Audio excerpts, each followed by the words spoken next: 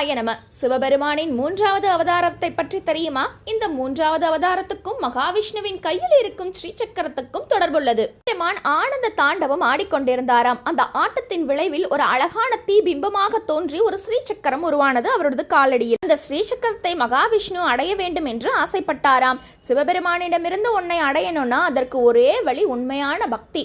அதனால சிவபெருமானை நோக்கி 1000 தாமரைகளை கொண்டு பூஜை செய்தாராம் மகாவிஷ்ணு. மகாவிஷ்ணுவின் பக்தியை சோதிக்க எண்ணிய சிவபெருமான் ஒரு தாமரை பூவை மட்டும் ஒளித்து வைத்து விட்டாராம். இதனால கலக்கமடைஞ்ச மகாவிஷ்ணு என்ன செய்தார் தெரியுமா? கொஞ்சம் கூட சலனமே இல்லாம தன்னுடைய கண்களை எடுத்து மலராக எண்ணி பூஜை செய்தாராம். மகாவிஷ்ணுவின் அன்பில் குளிர்ந்த சிவபெருமான் அந்த ஸ்ரீசக்கரத்தை மகாவிஷ்ணுவிடமே திருப்பி கொடுத்தாராம்.